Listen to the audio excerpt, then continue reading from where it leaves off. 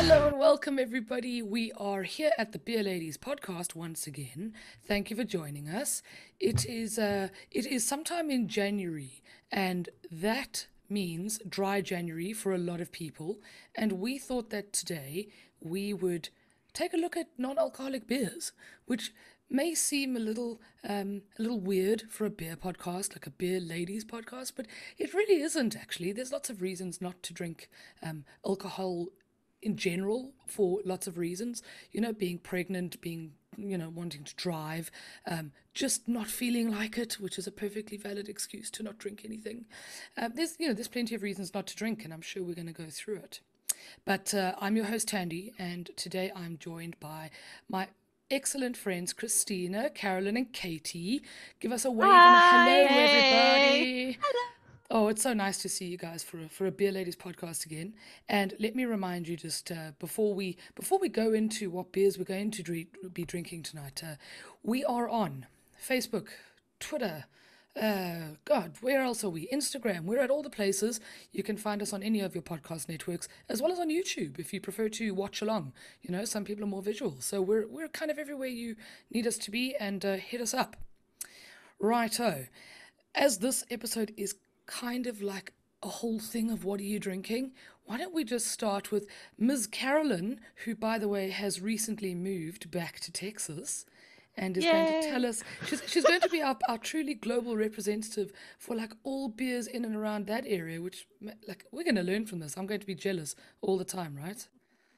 Yeah. Carolyn, show us what you're drinking. Happy New Year, all of that, and Yes. about your non-alcoholic and why you chose it. Yeah, so I'm drinking Surreal Brewing Company. It's a Kolsch style beer. It's from California. It's pretty good. It tastes like a Kolsch style beer. Does it really? Like, does it? Yeah. Because, guys, I mean, without the alcohol, of course, but it's pretty good. I'm surprised. I guess because I don't really drink non-alcoholic beers. Right. Yeah, fair enough. I don't know about you guys, Katie. Like, I don't know about you, but I'm always really, really skeptical of non-alcoholic beers, mostly because I don't know what to expect. I think when I was pregnant and driving, I have drank non-alcoholic beers. But I think that the selection has improved vastly since I was last pregnant 15 years ago. Yeah. So I would have drank, it was German beers like Erdinger and Paulaner did non-alcoholic. And I think that would have, and maybe Beck's, I think Beck's and Caliber. Wasn't Caliber an old non-alcoholic beer? I don't know if it's still there or not. I don't know if I've ever heard of Caliber, but I heard I've never heard of the rest of them. And I liked the Erdinger non-alcoholic, so that's what I used to drink, and that's what I am drinking. Yeah. Is that what you got today? Yeah. Non-alcoholic. Do they have different styles even? In non-alcoholic? Yeah. No. Okay, so that's the one style, right? That is. And it's what percentage of alcohol is it? Yeah, because it just says less than 0.5%. Yeah, which is pretty. Yeah, it seems pretty typical for the non-alcoholics to have that, but I mean, which is still significantly low. Like I was saying to the crew before we started, I mean, your regular like sodas have low levels of alcohol in them. Mm-hmm. So it could be something quite low like that. And there used to be a drink in Ireland actually called shandy that you could buy, and it was like a fizzy pop soda, whatever you call it, fizzy drink. And it had 1.3% alcohol in it, I think, and it was sold as like a can of Fanta. So would kids be allowed to buy that then? I think I remember, yeah. Wow. It wasn't considered alcohol. I think it's 2% is the limit, isn't it? 2%? Okay, because when I was reading around a little bit to figure out what actually does non-alcoholic beer mean even, it seems like the consensus is less than 0.5% alcohol, but it varies per country. So it could actually vary like across the world in different places. It seems like most of the beers though when I was looking around for some non-alcoholics, they were either no alcohol at all, which I don't really believe because I mean there must be something, or they were 0.5 like on the dot, which is amazing to me. Like, as a home brewer, that amazes me that you can even get to that level. Christina, what have you got first? I know we've each got a few. We try to find as many as we could. So I have the Dungarvan mainsail alcohol-free pale ale. Oh, and if you're watching this and you see my hand, I got in a fight with a shark. I won. Not really, but yeah, we're good. I'm fine. I'm sorry. But yeah, so so I'm drinking the Dungarvan mainsail alcohol-free pale ale. Again, like everything we're probably going to see, it just says less than 0.5 ABV. It's my first time having it, so I really haven't tried too much of it yet. So I'm gonna sip along for a little bit and then get back to you on my thoughts on it. Awesome, that sounds good. Because I just opened it and I just took a sip, so I'm gonna kind of sit with it for a minute before I really tell you what I think about it. Fair enough. That's okay. Yeah. Well, I'm going to show you because I went on a hunt, obviously, to find some non-alcoholic beers, and at first all I could find was Heineken 00, and it is everywhere, by the way, but I really didn't want to buy that, and actually mostly because I could only buy it in 4 or 6 packs, and I didn't want to commit to that, which sounds a bit odd since it's non-alcoholic, but if I wasn't going to like the taste, like why should I buy 4 or 6 of them? So I try to focus my efforts on being able to find singles. So I found this guy, which is also a German beer from Salzburg. It's Stiegel, and it's called Freibier, which is alcohol or free beer, I guess. And I've had 1 or 2 of their beers before.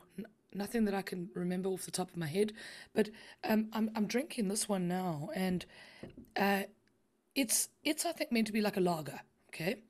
So it is sweeter for me than a lager, but it's got the same like mouthfeel. It's got the same sort of maybe slightly less carbonated. It's quite creamy, and it does have that taste of like unfermented wort.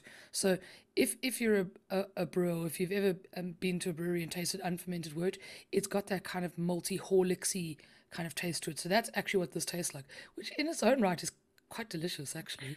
I actually think mine is quite similar, and mine is German as well. It's quite sweet, definitely quite sweet, and you get that unfermented wort flavor from it as well. Yeah, I do enjoy that. Huh? I enjoy that unfermented wort flavor because I like to just drink. I like when I've been brewing and stuff. I like the taste of wort. I think it tastes really nice. I also like it. Yeah, especially pre-hops. When it's like sweet stuff. Yeah, that stuff is glorious. Like it's really quite nice. Don't they make a soda that's just malt? Oh, they do. And I'm gonna forget what it's called. I'll tweet it. I'll remember it and I'll tweet it. But it's a thing. It is a thing, and it's supposed to be really, really nice. And I tried it once, and it was very good. It's hard to find, but it's really, really nice. And I love the way they have isotonic on like they have on all the sport. Well, it means straight into the bloodstream, right? Or it gets delivered to the bloodstream quite fast. The sugar.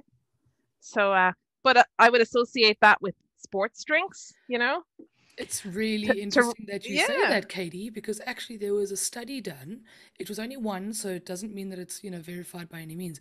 But there was a study done between cyclists or runners, I can't remember, who drank like a placebo and then drank non-alcoholic beer the week before a marathon, or a cyclist, I'm sure it was a marathon. And supposedly the theory was that, or the hypothesis they were testing was that non-alcoholic beer still has enough like stuff in it. So imagine like electrolytes and various other minerals and things, enough stuff in it to prevent headaches, muscle tension, sprains, and all of the other kind of ways that your body fights off its own sort of immunity bits and bobs. Clearly I don't do much of the cycling or the running, but like so it apparently they did a blind test, so they figured out, like, they took heart rates and various bits and bobs, and the people who drank the non-alcoholic beer for the week before, and sometimes they were drinking like a liter a day, they performed better and they had fewer injuries. So there actually might be something to that, like isotonic properties of this non-alcoholic beer thing. Yeah, really, and I would wonder, the way a lot of people who have type 1 diabetes would have relied on Lucasade, the old Lucasade formula.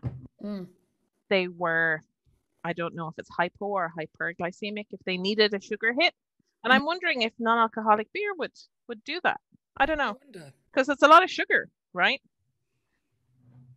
Yeah, it is. It should be anyway. A lot of carbs. Yeah. Yeah.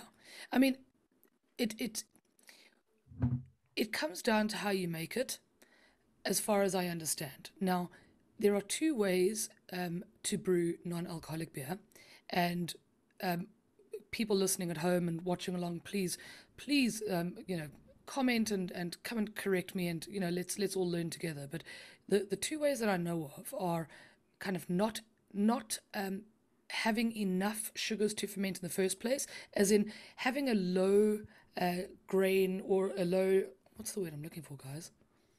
Like a small grain bill. Gotcha. So that exactly. So if you're making 10 liters of beer, for instance, instead of using 3 or 4 kilos of malt, which is actually a lot for a 10 kilo batch, but anyway, you maybe use a 500 grams, like a very small amount of grains, because the less grains that you add to your initial water to get your wort, the fewer sugars are going to be there to ferment. If there's not that much sugar for the yeast to eat, you're not going to get that much alcohol. So per volume again. So that's the one way, and I don't know a lot about that way at all. But I do think that you'd probably want to add things like a lot of hops at the end, because it will give you the impression of beer, the sort of hoppiness. I think you'd probably try this with a hoppy beer, and that might help with a sort of a weak grain bed, or a small like grain bill, to make it feel more like beer. Or there is a way to use a normal kind of grain bill, so a normal size grain bill, but instead of instead of mashing it, which is the initial cooking process, instead of doing it low, which extracts the most sugars, okay, from the grains, you do it quite high. And that means that a lot of the sugars that you're getting out of the grains are unfermentable. So that's another way to ensure, let's say, a sweet beer that's got low alcohol. Now, I don't know how many brewers do it that way, or the other way, which seems to be the more common way. And there's 3 different ways, and that's kind of brewing the beer as usual and then taking the alcohol out. So the first way that you do that is by heating it up. So I didn't know this, but you can do this at home. You can make beer in the normal way, and then you actually heat it up. You almost pasteurize it, because it's a bit lower than that, but you can put some into like the oven at 83 degrees centigrade, and for 20 minutes or so, depending on what you need, and test it, and it, the alcohol kind of evaporates off. So you've brewed a beer and then you heat the alcohol away. How's that? I didn't know that. That makes sense, because when you're cooking, like if you cook with wine and stuff, you don't end up with an alcoholic dish afterwards. As far as I know, the alcohol is evaporated in the cooking process. But then I feel like I recently read something that said, no, not as much as cooked off as you think it is. And there's still actually some trace amounts of alcohol. But sometimes those things that aren't written by scientists don't actually... Yeah.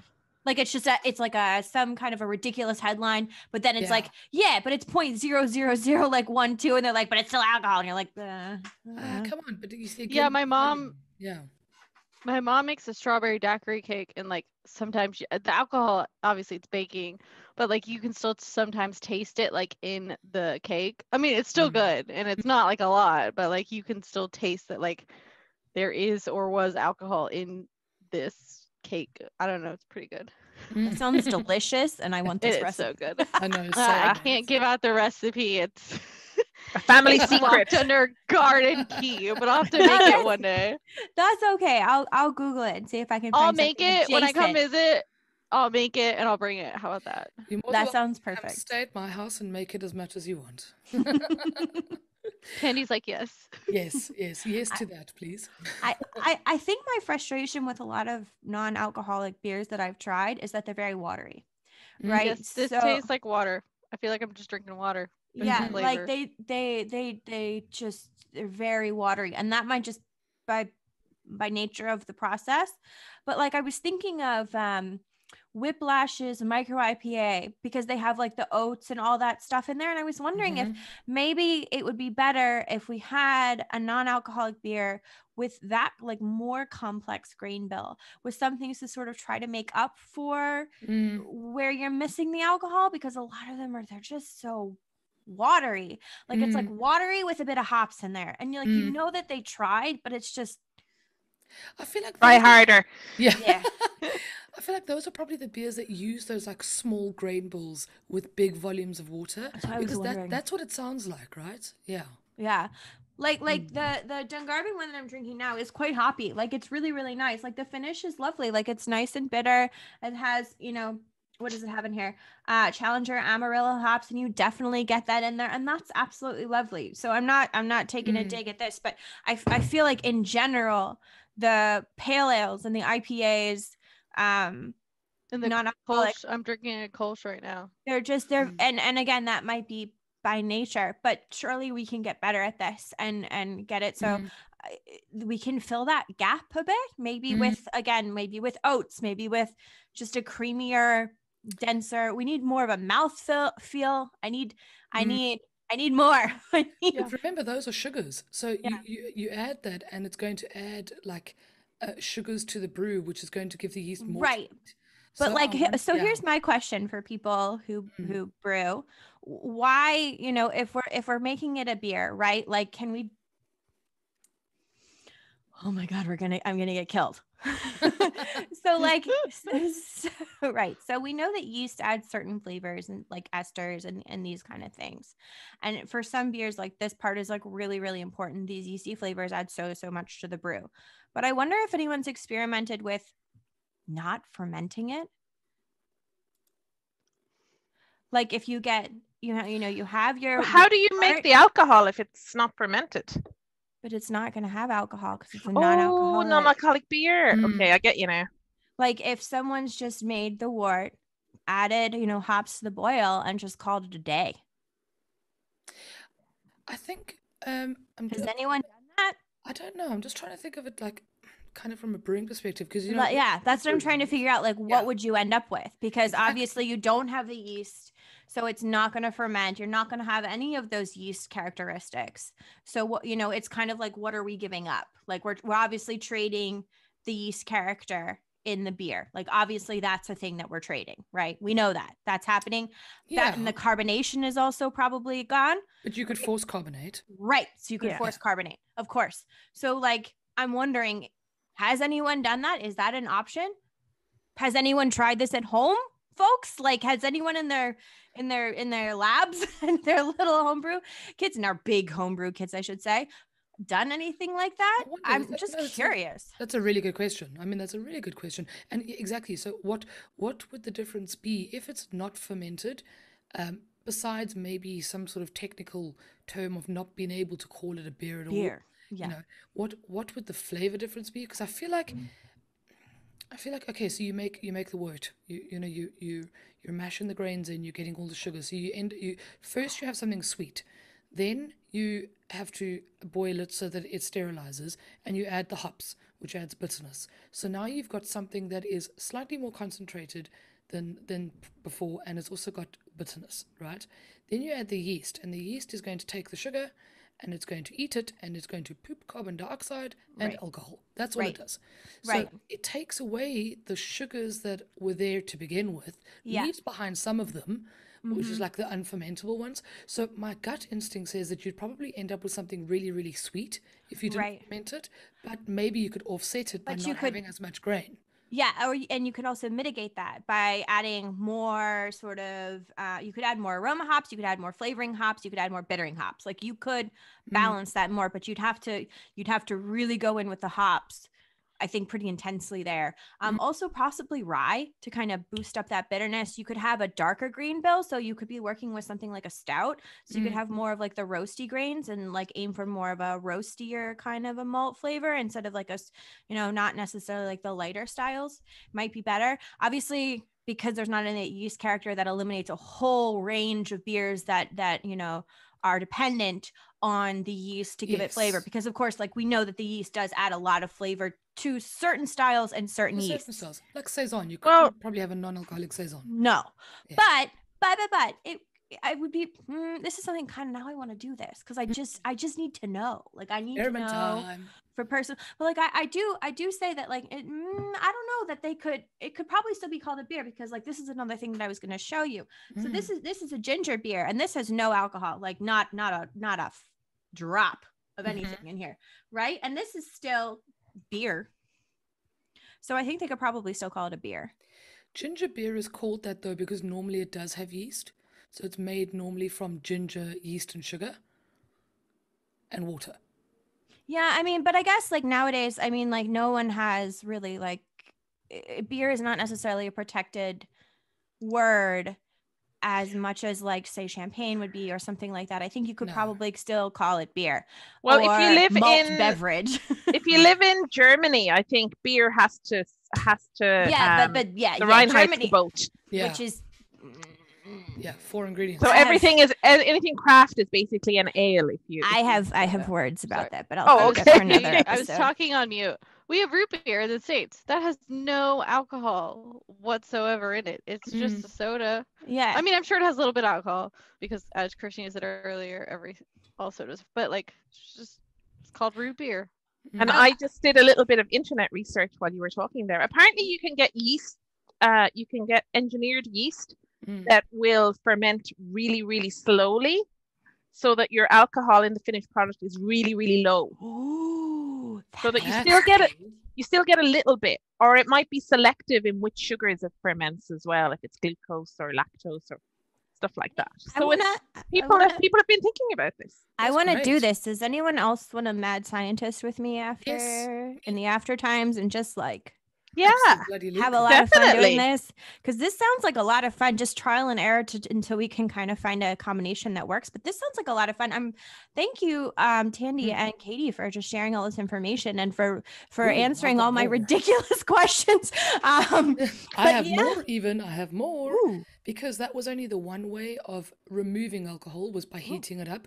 Then there are 2 other ways, but both of them use some sort of distillation. Now, the one method, to be honest, I didn't really understand, but the other method I can tell you about because it does sort of make sense. So basically, you brew the beer as normal, and then what happens is that you use reverse osmosis. Okay, so you basically pass the beer through this really, really fine kind of filter mesh thing, which only allows the water and alcohol through. Okay, so on the one side of the filter, let's say you've got all the other stuff, the sugars and the molecules that are maybe too big to pass through, but they're going to end up being almost syrupy. And on the other side, you've got water and you've got alcohol. They're still mixed at this point, but then you can distill it to get the alcohol out and keep the water, or the other way around. So then you mix the syrupy sludge from the one part of the filter into the water from the other part. And that's how you get non-alcoholic beer. Because apparently if you heat up the beer, it changes the taste, right? It often makes it more bitter. It can ruin a whole bunch of your nice creamy notes, for instance. So there's many reasons why you probably wouldn't want to do the heating up method to evaporate the alcohol off, although it's still done. So this reverse osmosis way is done too, but it's very expensive, which answers one of my questions as well, which was why on earth are non-alcoholic beers the same price sometimes as regular craft beers with, metric shit ton of hops and all sort of other cool things in them? Like, what is it? And I think that's probably part of it, at least, is the process. And I think they're taxed as well as beer, which is really ridiculous. Honestly. Stupid. That is just, I mean, just for here in Ireland, when they're trying to really encourage people to cut back on their alcohol intake, and I'm sure we all have feelings about whether that's okay or not, you'd really think that they would just cut tax down on non-alcoholic beer as a way to encourage. Incentivize it, absolutely. And actually, speaking of Thandi, shall we? Shall we? Should we do it? Yes. So we found the same beer at Lidl. There we go. And it does buck the trend because actually it was really, really cheap. It was 97 cents. Exactly. What? I saw this and just had to buy it because I 97 cents. Like, I have to be honest, I really don't have a lot of high hopes for this. I have really, I'm like, I would love this to just be delicious because, sometimes I would like a beer, but not the taste of beer. Yeah. Or I like to mix it up, like, you know, have something alcoholic and then have something non-alcoholic, especially if you're having like a really like high ABV double IPA. You know, it might be nice to pair that then with something a little bit lower or not alcoholic at all. So that way you're not completely tipsy on a Tuesday if say you want more than one, you know, pint. This could be this could be a good option. Yeah, especially because the price is nice. Yeah. So I agree with that, and I had only thought about this the other day, that actually, you know, we all sort of sometimes like to hit it kind of hard, you know, and have many beers, but it's actually would be quite nice because you feel like you're losing something when you're having water or whatever in between. So if you had to go beer non-alcoholic, like you'd you know, you could control your kind of your happiness levels and your tips a lot better without losing the experience or the feel of drinking, you know? Yeah, and that's what I like at festivals. I like it when breweries offer a lot of nice non-alcoholic or low ABV options for that very reason. Because that way you can because some, you know, they're gonna have their real high ABV ones, and it's nice to be able to switch back and forth because you're gonna be drinking a lot. Yeah. You just are, like, even if you're drinking the small portions, I try to get the smallest portion I can, you're still over the course of the day gonna consume a lot. And you personally, I don't want to be super, super, super intoxicated by the end of it. So it's nice to be able to kind of go back and forth. And oh my gosh, it has a nice piney aroma, doesn't it? It does. It smells. Look, it says it's a IPA, it's like a non-alcoholic IPA. Oh yeah. It looks and smells like an IPA so far. Yeah, So we'll it's got a nice head and nice piney aroma. That's not shit. No, that's not shit at all. This is very 97 cents. It's quite malty. It's got that malty. Caramel malty sweetness. So that kind of makes up for the wateriness that it's not really watery. Not watery. No. It's quite sweet. It is quite sweet, but because of the bitterness, like there is a bit of end bitterness, and because of the aroma, so the hoppy aroma, like it does balance out actually. I'm not mad at this at all. No. Usually I get really, like I said, I get upset because this is not watery. But it is kind of what we were talking about with if you didn't ferment it. It's really sweet in the beginning, and then it has a more bitter, hoppy finish, which is fine. Yeah. That's fine. So this is brewed by Perlenbacher, which is, I think, their German brewery that supplies a lot of Lidl's stores with the various things, you know, the kind of the Weiss beers and whatnot that you see there. What was the name of the brewery? Is Thandi there? I missed it. Perlenbacher. Oh, Perlenbacher. Yeah. Mm-hmm. Yeah, you can actually. You know what, Thandi? This does not say it has yeast in it. This just says water, barley malt, hops, extract, and hops. So I do wonder if this wasn't fermented. I wonder. And then maybe that's why they can sell it for cheaper if it never had yeast in it. Because it's not taxed. Yeah. Crack the code, kids. Ooh. Well done. You know what? I would encourage people to try this if you can get your hands on it. And I'm gonna try that. Kind of give your feedback. I will buy this again. Yeah, definitely. Especially at that price. Like, I'm not being funny, but it that solves my problem of them being, you know, just too expensive normally anyway.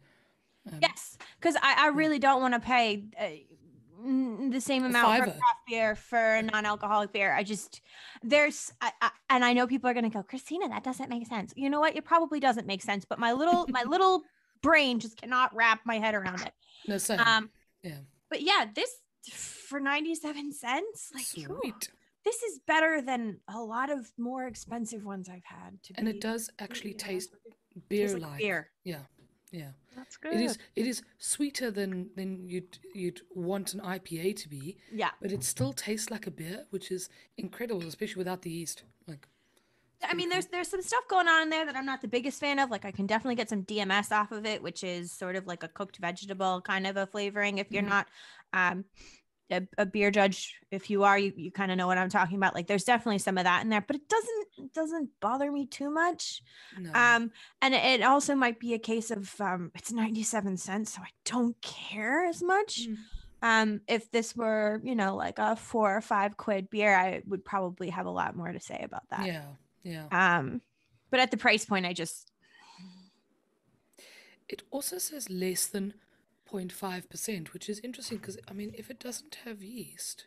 Yeah, it just says ingredients: water, barley malt, hops, extract, and hops. We should dig into this. We should do some research and get back to everyone about this, because this is quite interesting to me. Yeah, that is interesting. And good thinking on the non-fermenting, because obviously if you don't ferment it, you don't have the risk of alcohol. So that clearly works. Which, I moved on to a low-cal beer because I'm always looking for a low-cal beer. So I moved on to Celis Brewing. They are located in Austin. It's called Low. It's a light lager. It's kind of hard to see. Okay, so it's 3.9%. That's what. 3.9, 99 calories. So pretty. I decided to switch it up a bit because, again, January, everybody's looking to lose weight. So why not try a low beer? It's pretty good. It's very, very light, easy to drink. What style is that, Carolyn? Did I miss that? A light lager. Oh, it's a light lager. Perfect. Yeah. Yeah. Lawnmower beer. But Lawnmower side beer. note, if anybody has any Texas breweries or American breweries that I should try, let me know and I will go find them. I think you've got some catching up. I'm always looking. Well, I'm always looking for something new, and I've been to this brewery multiple times. They're on my little beer route in Austin. So yeah, hit me up if there's any ones that I should try. So I have one more tidbit which I think was quite interesting.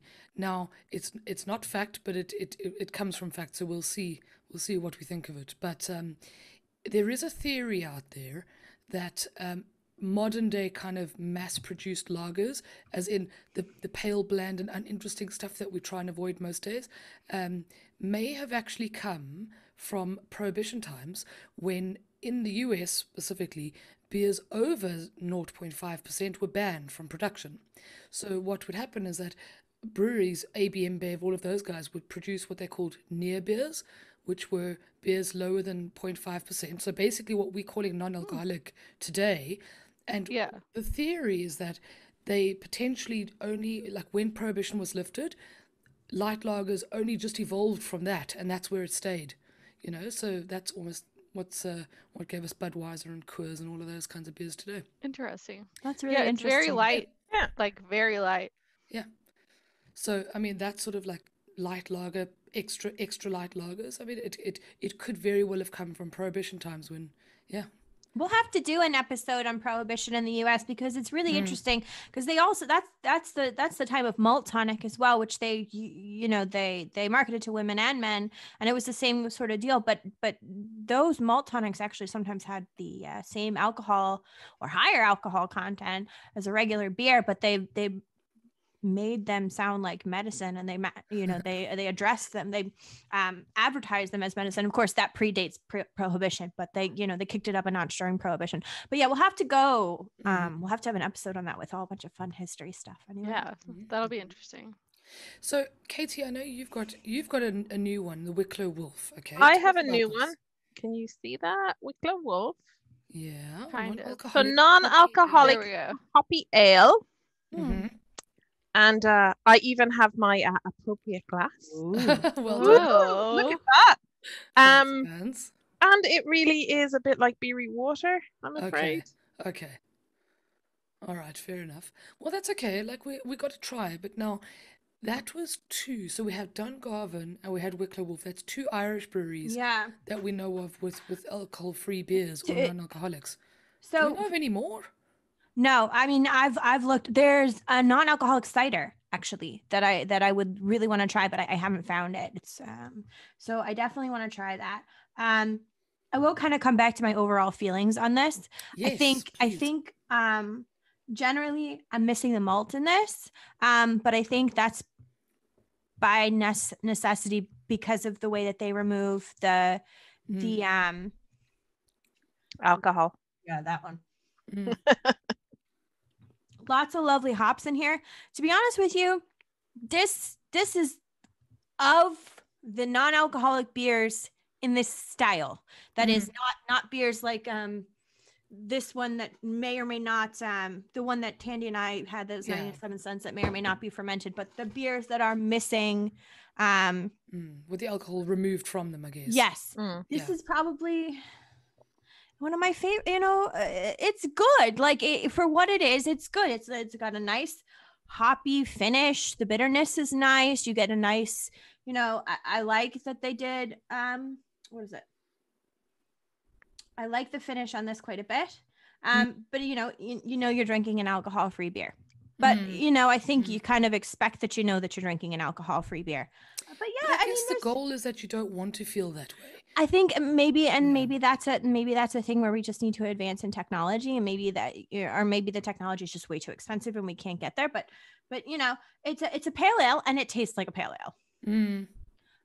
But it's an alcohol-free pale ale. And if you didn't tell me it was an alcohol-free pale ale and I was drinking it, I could tell you that it's an alcohol-free pale ale. Okay. Yeah. But I haven't met an alcohol-free beer that I couldn't tell was an alcohol-free beer. I've got a third one, which I'll open in a bit after I polish down, wild nights here drinking the non-alcoholic IPA. But I've actually got one from Brewdog. So it's as fuck. Yeah, I've had that one. Yeah, because they also have Nanny State, right? Yes, because they're other alcohol free. Now I wish I could have found that, because actually I've had that before and it's really nice. See, for me, I would say I liked the Dungarvan alcohol free more than the Nanny State one. The Nanny State one was really watery for me. You see, I've also not had it for a very long time, but I remember drinking it once and thinking, "Oh, this isn't shit," because I've got such low expectations. Yeah, that, and that's how I feel with the Dungarvan one. It's nice, but it's definitely alcohol free, and you can taste that it's alcohol free. That's okay. That's okay. But I know that it's alcohol free. But out of the alcohol free beers that I've tried, it's great. It does what it says on the tin. Like we said earlier, I just would like more malty alcohol-free beers, which is, sorry, lads, the 97 cents one. Well, I'll tell you what, I mean, this one was pretty malty. This, Stiegel, yeah, there we go. There was a alcohol-free that was pretty malty. Wheat beer at Lidl. It was like it was a Euro something, and I kind of want to go back and get that and see what I think. Got to try it. Got to try all the things. It's interesting. I'm curious how the wheat beer would turn out. Yes, because that might solve the malt problem, and that's what I was thinking about. But then the yeast is really important. So yeah, I don't know. So that's why I'm curious for you to try it and see what it. So I guess I'm gonna have to go back and buy it and try it, huh? Darn. Yeah. Damn. It's so it's interesting. I know some of our friends and a lot of people have been complaining about the fact that dry January is very hard for people, and not because they're struggling to give up alcohol. I mean, I think that's a totally different problem, but because of like toxic drinking culture on Twitter and Facebook and various things. Have any of you guys experienced like people almost judging you or trying to force you and pressure you to drink when you weren't in the mood, or when you weren't wanting to? College. Oh, in Ireland, it's like you're either pregnant or you're on antibiotics or you're an alcoholic. They are basically the three acceptable reasons for not drinking. Or used to be. I think it is coming round, but it's a big problem. I just, you don't owe anyone your drinking, your alcohol consumption. You don't need to explain that to anyone. If you just say, I don't drink, or I'm not drinking tonight, no one should be asking you any further questions. Like, it's really none of their business. If you want to wake up tomorrow and say you never want to drink a beer again in your life, that's fine. If you want to wake up tomorrow and say you only want to drink beers named Betty, that's also fine. Whatever you put into your body is your business and just your business. No one else's. You don't owe anyone drinking or purchasing or anything of their alcohol. You don't owe them that. That's another lie that capitalism told you. It's tough. And I think it's been amplified a little bit because of COVID and because we want to support breweries and various things. And I think that there's a lot of kind of guilt tripping. So it's like, oh, don't do dry January because your breweries need your support, that sort of thing, which doesn't at all exclude people buying booze but not drinking it. So their logic is a bit flawed anyway. But, I wonder how much COVID has really affected that struggle anyway. And yeah, Christina, I totally agree with you. I mean, nobody needs to pressure anybody into drinking. It's absolutely ridiculous. And I think as soon as it was announced that the schools were going to go homeschooling for the month of January, all the memes around dry January out the window, we're going to need gin after school, teaching the kids all day. You know what I mean? It does sort of reinforce a toxic association. Yeah. I can't cope, so I'm going to drink to cope, which is just, I'm not going to armchair psychologist everyone, but really probably not the best way to be coping with things. No. But, the thing is I understand that it's a really hard time for small businesses, and that is awful, but that is an issue between the business and the government's decision to keep them closed. And so they should be getting more funding from the government. The government should be giving them more things to make sure that they can stay open and that they can maintain their businesses. Full stop. They definitely deserve and are owed this from the government, from us as, a society, to be able to maintain their business and they can reopen again. But you as an individual consumer do not need to give them money when you decide that you're not going to drink this month or next month or tomorrow or never again. And I think it's sad that people are avoiding social media. They're avoiding their own friends. They're avoiding all social interactions because they're feeling pressure to not do dry January, whether that's from brands or from their own friends. I think that's ridiculous. Like that really is toxic, and that actually gives a decent relationship with alcohol like a really bad name. It really does, and I think as someone who's interested in craft beer, like I'm interested in craft beer for the flavor and for the taste and for all these other things. And of course, I also do like to get a little tipsy, like, it happens. And there's nothing wrong with that. And I'm not going to be ashamed of that. But equally, it's okay if people are like, you know what? I drank a lot over Christmas at home and I'm kind of sick of drinking. So I'm just not going to anymore. That's okay. You don't need my permission. You're probably sitting there going, Christina, I know it's okay. But I'm just, you don't need to justify that. Somebody probably needs to hear it. And I mean, alcohol is so weird because it's the only thing that is, effectively age controlled, that people will ask you what's wrong if you don't drink. Like, why don't you drink? Like it's the only drug, I guess, that people force you or really put pressure on you to actually partake in. And that blows my mind, man. And also just to say this, and this is really not, I'm not trying to have a dig, but I have noticed there are issues with when we surround every kind of networking event that with alcohol, and then we pressure people when they're there to drink. People who don't drink, they lose all those networking opportunities, or they feel uncomfortable with those networking opportunities, or they feel judged because they might very well be, or they probably reasonably are, which isn't fair, especially from a business standpoint. You want to get ahead in your field, and when everything is surrounded by alcohol, as an academic, I can tell you that it is. There's wine receptions and wine this and wine that, and this and that and the other thing, and that's fine. I like to drink, but I think that we should have that as an option and not the rule, if that makes any sense. Not make it necessary to the networking event, and not make people who don't drink feel alienated or uncomfortable, because they should be able to have access to those opportunities without feeling out of place or judged. Well, right. Yeah. I mean, I know a couple people that don't drink and they're like, I just get a Coke, and just people ask, I just tell them it's a Coke that I don't drink. And I'm like, simple enough. That's great. You shouldn't have to be pressured in drinking. And if you don't drink for a reason XYZ, you should just accept that the person just, now if they would openly tell you why they don't drink, great, but you shouldn't pressure.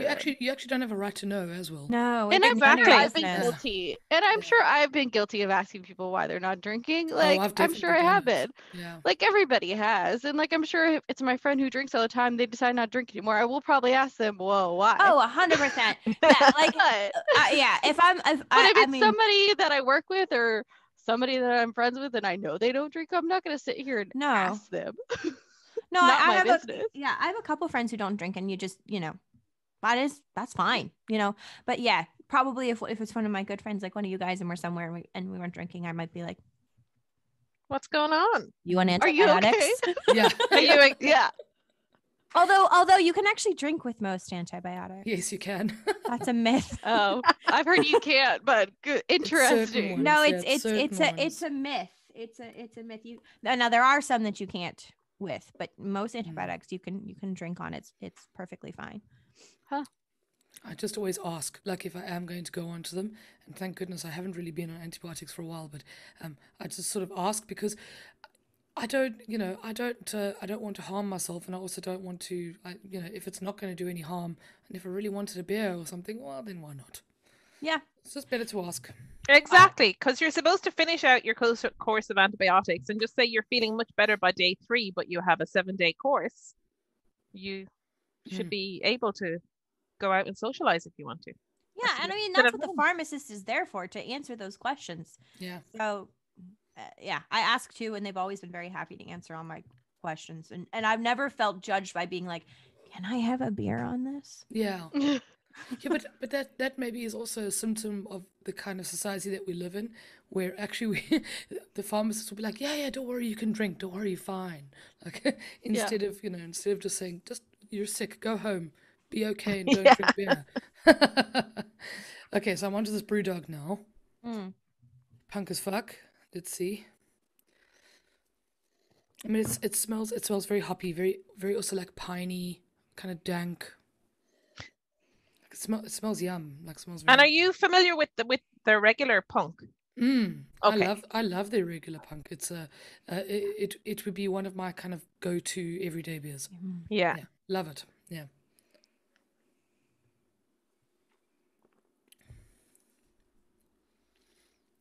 It's not bad, but it does. You know what I actually think it lacks? I think it lacks carbonation. And the Wicklow Wolf one is really flat. Yeah. And it's funny because I think actually, it looks carbonated, but then it kind of goes dead quite quickly. And actually, I think that carbonation helps to make it feel more like beer. Whereas this is well carbonated. I'm just trying this. It's still foaming for me. I should probably pour this in a glass. But yeah, this one's fine. So maybe a lack of carbonation helps, or takes away from the beeriness of it. But it does taste a bit insipid. It's not like the aroma's there. The bitterness is there. Like it is quite bitter.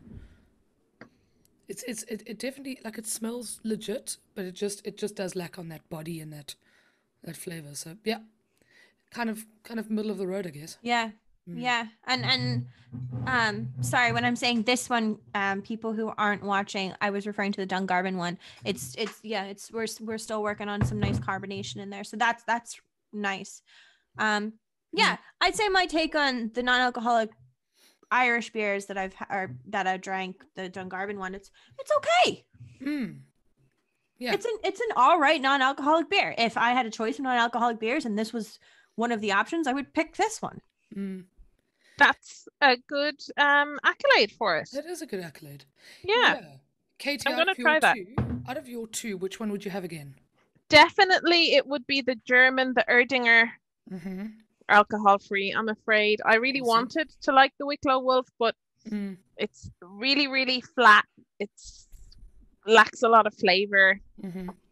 Whereas if you're looking at, there's still even a little bit of foam, and we're nearly 50 minutes later. Yeah. Wow. Carolyn, of your 2, because I mean, one is low alcohol and one is like lower alcohol, I guess, or one's light and one's low alcohol. Which, are they even comparable? I mean, no, because they're 2 different. I mean, one's a lager, one's a Kolsch, so I can't really, and they both kind of, I don't want to say they're watery because that's not the right word. There's not a lot of flavor, I guess, to them. I feel like they're good. I think it's watery, yeah. I'm trying to be nice here. It is really hard to say something negative about something because they always just want them to do so well. Because it's not, because they're not bad. Like if they were an option, I would drink them. Like if somebody was like, oh, I have this. Oh, okay. Like I'll try. I'm willing to try everything. I know I like Celis beers. I've had their other beers before. So like I know for a fact they make good beers. Surreal, this is the first beer I've tried. So I kind of want to go and try some of their other beers that are alcoholic beers, because this was non-alcoholic and the Celis was low cal. So I kind of want to try the Surreal beers just in general and just to see, because this isn't a good judgment. It's good. It's just lacking. Yeah. It's lacking something. Lacking. Yeah. Yeah. You see, I kind of disagree in the sense that I think that we should be fair when we're criticizing, because we all want for these non-alcoholic and low alcohol and low calorie, we want them to succeed, but I don't think that anyone's going to change anything unless we're kind of you know, sometimes also stating I'd like it to be more this or more that. So no, I completely agree with you. I completely agree. It's just I struggle saying it. Yeah. Because I want it to be taken within the spirit in which it's given, which is, you know, for what's on the market right now, it's a really good option. Right. Yes. Yeah. Now I do have a Blue Moon citrus wheat that's 95 calories. Oh. That I picked up. So maybe I'll open that next. Maybe you should. What time is it in Texas, Carolyn? But just for it's 2:00. Oh, that's okay. That's okay. Yeah. It's 5:00 somewhere, guys. Yeah, exactly. All right, I'm gonna open it up just because I want to try it while we're here. Yeah, absolutely. Because it's brewed with tangerine peel and it's 3.6 grams of carbs and 95 calories. So it's like a Blue Moon, right? Yeah, but I mean, we all know what a Blue Moon tastes like. I picked it up first before I saw this other low cal one. I was like, I'll try it. I can get a single. So that's awesome. Did any of you guys try the Guinness alcohol free before it was recalled? No. No, me neither. And I would like to try that. Me too. And it's the reason it was recalled was really interesting was because microbial growth, wasn't it? Because of the lack of alcohol. The alcohol would have Go figure. This is very light. Like I just feel like I'm drinking like a Blue Moon citrus wheat beer, but like I feel like I'm not tasting a bunch of beer, which isn't a bad thing. I just feel like I could drink these pretty quickly in a good way, not a bad way.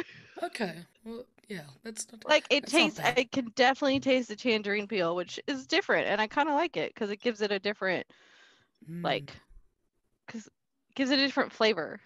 Because everybody knows what a Blue Moon tastes like. Yeah, they just added an extra kick with a tangerine flavor, and I kind of like it.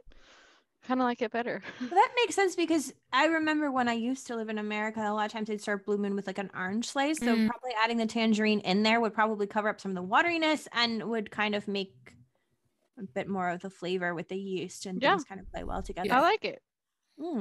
That's cool. That's a good shot. It's a good summer beer. Thandi, what are your final thoughts on this little beer? I mean, I think it's absolutely worth the money. Yeah. And because they also come in these, like they're also, I don't know, they're 330 ml, and I like that they're not a 500 ml bottle, so they're not, it's not a big commitment, even though it's a small like alcohol beer. You could stack a few of them in your cupboard and have them, pop them open for when you really need to balance your drinking out, or this could feel like you're drinking beer. Like it's really, of the three that I've had today, this is my favorite. This is my favorite too, to be honest with you. And this is actually probably my favorite non-alcoholic beer I've had ever. And I've had quite a few. I probably not all of them anywhere near, but I've definitely had a decent amount. This tastes like a beer. It does. It's good. It could pass. That's good. And it's affordable. Yeah, yes. It doesn't taste like the best beer I've ever drank by any stretch of the imagination, but it tastes like a beer. It's still in a lot of ways tastes better than some IPAs that I've tasted actually, and some pale ales. It's almost okay. So it's not really IPA-ish. It's more like a pale ale with a decent aroma. But it could pass really. I mean, I've had worse beers, real beers. It's very malt forward. So it's definitely leaning into the malt. Definitely get the caramel notes. I do get a little DMS. I actually get a little diacetyl, which is sort of like that buttery movie popcorn. Yeah. I get not necessarily the taste, but the feeling. Okay. The slickness, a little bit of it. Again, I don't mind it because it's malt forward. It doesn't bother me. Diacetyl doesn't, or diacetyl, like whatever. I say diacetyl as well. That's how I say it. It doesn't bother me at all. I like it. I will buy it again. I will probably go back and buy a couple of them to stick in my house. Yep. For when I want a beer, but not the alcohol. No, I agree. I think that's my favorite of the three. This steel one is nice enough, but I think it just tastes too much like wort, which I like, but not for a beer. Like I think if I'm going to want an alcohol-free beer, I want it to still feel like beer, and I think that little one made the most sense. And the BrewDog one, like the BrewDog is not bad, but when you put these two head to head, I'd rather pay less, which is just it's just fact of life. I'm going to pay less, so I'll buy these. So that's it. And that's honestly, that's really a big push for me as well. Yeah. If I don't want to pay a lot of money for a non-alcoholic beer, and that is pure Christina, just random reason. I just don't want to pay a lot for it. So I can go and I can get 3 of these or 4 of these for the price of one. And I know that's not a great thing to say because I should support local breweries, but that's a good price. No, that's it. Yeah. Well, yeah, and I know we talked about this already. I just think it's ridiculous that if I'm going to go to a pub, I don't want to pay $6 for a non-alcoholic beer when I can get an alcohol beer. Like, that's my personal opinion. Disagree with me, that's fine. But, like, it just doesn't make any sense. Like, if I'm, like, I'd rather get a soda at that point or water than spend money on basically the same thing, just less alcohol. No, I agree with you. I also think, and this is just a quick tangent, I think more pubs and stuff should do more specials and free things for designated drivers. I think that is something that they don't do enough of. And I mean, the cost of a soda is like non-existent in the amounts that restaurants buy it in. I mean, I'm not talking about fancy soda, but like, just the normal kind of cheapy stuff. Like it would really make, I think, a difference in like a from a safety perspective. If you're like, hey, come drink here, DD gets free soda, tea I feel like most places in America do, like, if you say like I'm not drinking, they're like, oh, okay, like here's your free soda, here's whatever. I feel like most places, not all, but I mean, but then again, in America, like we drive everywhere, like we don't have decent public transportation in every city, so we have to drive or take an Uber, and sometimes you don't want to take an Uber because they're expensive. So no, that's realistic, exactly. So just like rural Ireland. It would be where nice you can't take an Uber sometimes because there's no Ubers. It would be nice if you could be like, listen, I'm the DD, and they'd be like, okay, here's your free tea or free coffee. Yeah, pick something. Or free unlimited soda or something. Like just something cheap that would encourage people to like be smart. Yeah. So before we sort of close up and wrap up, like I think it might be worth mentioning that there's also quite a lot of cool alcohol-free cocktails and stuff to drink. And there's a few, like spirit makers and things who do non-alcoholic G&Ts and that sort of thing. And while I probably wouldn't hurry to go and get those because I'd, again, just rather drink the real thing, it might be a fun thing if you're not really a beer drinker, or if you don't like the taste of non-alcoholic beer, to try one of those, because that also, again, may feel closer to the real thing if you're a big old beer fan. And that might be worth looking into. Yeah, like it sounds like a really good option if if you're a pregnant person and you really miss your cocktails or your drinks out and you want to, you like the trying of different things and the process and the whole thing. Like that sounds like a great option. Agreed. I remember in South Africa there was a company that started with canned like virgin G&Ts, and I think it was, I don't know if it was the first in the world, but it was definitely the first in a lot of places. I don't know. I'm going to just, make up stories about South Africa now. Can't even blame the booze this time. But they won some awards in London and stuff. So I thought that was pretty cool. That's really cool. So there are other options, not just beer, and maybe if you're a beer drinker, try the non-alcoholic gins, and maybe if you're a gin drinker, try the non-alcoholic beers and see if those make a difference. But yeah. And maybe we'll come back and do an episode on non-alcoholic spirits for reasons. For reasons. Yeah. And people should let us know if they've tried any, what they like, so we can go and find them. There's actually, for the after times, there's a bar on Capel Street in Dublin called the Virgin Mary, and they don't serve any alcohol. Wow. Everything is alcohol free. That's awesome. And they have an extensive range of cocktails. We should totally go. That tastes delicious. All right, when I come visit, we're going. Okay, that's awesome. Guys, I think we're going to close it up there. And thank you to everybody who joined us for this episode. You can find us on all the social medias, and we'd really, really appreciate it if you shared this episode with your friends, or shared the podcast with your friends. Give us a review. That's the way that these sort of things grow. And otherwise, comment, teach us things on Instagram, Facebook, Twitter, all the places, and we'll see you next week. Thank you, friends, for bringing your non-alcoholic beers. Thank you. Cool. Thank you. Great to chat. Bye, everybody. Bye.